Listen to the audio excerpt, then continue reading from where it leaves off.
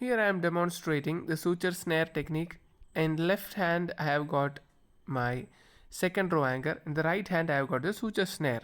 So here you can see that I am pulling all the sutures of the first row anchor through the suture snare, and I am pulling it all except one. See that one fiber where I have kept, one tiger where I have kept it in the suture snare, so that I can pull the suture snare through the anchor outside again, so that I will put one more fiber wire inside the suture snare and pull it back. So this is a suture snare method in which you can put more number of first row suture anchors into the second row. So usually the company people tell that only 2 or 3 anchors, that is sutures, can be passed through the second row anchor through that snare. But in this method you can independently pull one each, that is one each of fiber wires of the first row into the second row anchor. See that. Here again I will demonstrate you. I have pulled the suture snare. See that is a suture snare, and that tiger wire is attached to it. All are the first row sutures.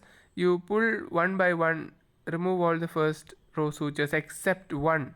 See that is attached to the suture snare, and through that you can pull the suture snare back again, and you can use that suture snare to pass one more fiber wire.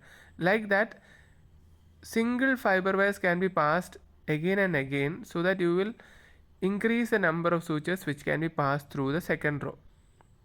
I hope it is clear. That is, the number of sutures that has been passed through this second row anchor is increased from maybe 2 or 3 to 6 to 8 sutures. That is through the suture snare technique. You are again pulling that suture snare and you are putting one additional suture back through the second row. So this will be helpful in cases in which you are using small tears and all. When you put two single row the single medial row anchors, and you can use one lateral row only.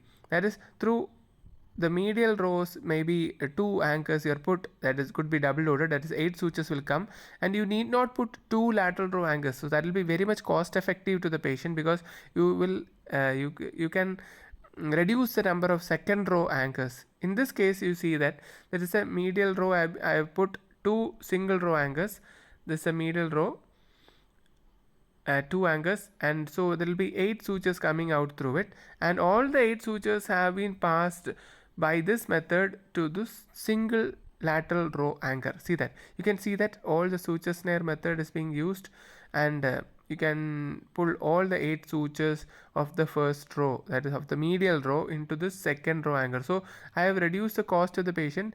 This won't be that much effective in a massive tear in which you might need to do a speed bridge with 2 lateral row and 2 medial row anchors. But in not that much big sutures, that much big tears, you can use this method to reduce the number of lateral row anchors, so which will be very much cost effective to the patient. So here you can see that through the suture snare I passed it. I passed all the sutures through it, and I have put only one lateral row anchor, and all the 8 sutures passed through the anchor. So I have fixed it with 2 medial row anchors double loaded and 1 lateral row anchor with the suture snare technique. So my fixation is very good and it is over. Thank you.